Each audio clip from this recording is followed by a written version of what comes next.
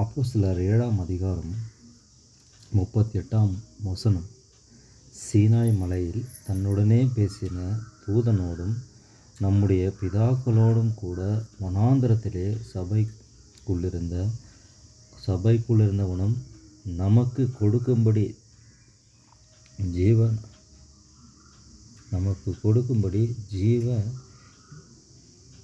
ஜீவ வாக்கியங்களை பெற்றவனும் இவனே. இவனும் நம்முடைய பிதாக்கள் கீழ்ப்படிய மனதாயிராமல் இவனை தள்ளிவிட்டு தங்கள் இருதயங்களில் எகிப்துக்கு திரும்பி ஆரோனை நோக்கி, எகிப்து தேசத்திலிருந்து எங்களை அழைத்து கொண்டு வந்த அந்த மோசேக்கு என்ன சம்பவித்ததோ அறியோம். ஆதலால் எங்களுக்கு முன் செல்லும் தெய்வங்களை எங்களுக்கு உண்டு பண்ணும் என்று சொல்லி அந்நாட்களிலே ஒரு கன்றுக்குட்டியை உண்டு பண்ணி அந்த விக்கிரகத்திற்கு பலியிட்டு தங்கள் கையின் கிரியைகளை களி கூர்ந்தார்கள். அப்பொழுது தேவன் அவர்களை விட்டு விலகி வானசேனைக்கு ஆராதனை செய்ய அவர்களை ஒப்பு கொடுத்தார். அதை குறித்து இஸ்ரவேல் வம்சத்தாரே, நீங்கள் வனாந்தரத்திலிருந்த 40 வருஷம் வரையில் காணிக்கைகளையும் பலிகளையும் எனக்கு செலுத்தினீர்களே என்றும், பணிந்து கொள்ளும்படி நீங்கள் உண்டாக்கின சொர்பங்களாகிய மோலோக்கினுடைய கூடாரத்தையும் உங்கள் தேவனாகிய ரெம்பான் என்னும் நட்சத்திர சொர்பத்தையும் சுமந்தீர்களே. ஆகையால் உங்களை பாபிலோனுக்கு அப்புறத்திலே குடியேற பண்ணுவேன் என்றும் தீர்க்கதரிசிகளின் புஸ்தகத்தில் எழுதியிருக்கிறதே.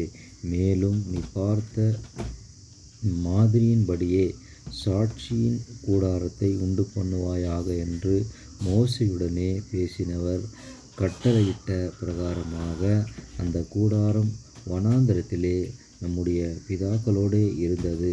மேலும் யோசுவாவுடனே கூட நம்முடைய பிதாக்கள் அதை பெற்றுக்கொண்டு தேவன் அவர்களுக்கு முன்பாக துரத்திவிடப்பட்ட புறஜாதிகளுடைய தேசத்தை அவர்கள் கட்டி கொள்ளுகையில் அதை அந்த தேசத்தில் கொண்டு வந்து தாவீது நாள் வரைக்கும் வைத்திருந்தார்கள். இவன் தேவனிடத்தில் தயவு பெற்றபடியினால் யாக்கோபின் தேவனுக்கு ஒரு வாசஸ்தலத்தை தான் கட்ட வேண்டும் என்று விண்ணப்பம் பண்ணினான். 47ஆம் வசனம். சாலமோனே அவருக்கு ஆலயத்தை கட்டினான். ஆகிலும் உன்னதமானவர் கைகளினால் செய்யப்பட்ட ஆலயங்களில் வாசமாயிரார். வானம் எனக்கு சிங்காசனமும் பூமி எனக்கு பாதபடியுமாய் இருக்கிறது. எனக்காக நீங்கள் எப்படிப்பட்ட வீட்டை கட்டுவீர்கள்? நான் தங்கியிருக்கத்தக்க ஸ்தலம் எது? இவைகளை எல்லாவற்றையும் என்னுடைய கரம் உண்டாக்கவில்லையா என்று கர்த்தர் உரைக்கிறார் என்று தீர்க்கதரிசி சொல்லியிருக்கிறானே. வணங்காக கழுத்துள்ளவர்களே, இருதயத்திலும் செவிகளிலும் விருதசேதனம் பெற்றவர்களே, உங்கள் பிதாக்களைப் போல நீங்களும் பரிசுத்த ஆவிக்கு எப்பொழுதும் எதிர்த்து நிற்கிறீர்கள். தீர்க்கதரிசிகளில் யாரை உங்கள் பிதாக்கள் துன்பப்படுத்தாமல் இருந்தார்கள்? நீதிபரருடைய வருகையை முன் அறிவித்தவர்களையும் அவர்கள் கொலை செய்தார்கள். இப்பொழுது நீங்கள் அவருக்கு துரோகிகளும் அவரை கொலை செய்த பாதகருமாய் இருக்கிறீர்கள்.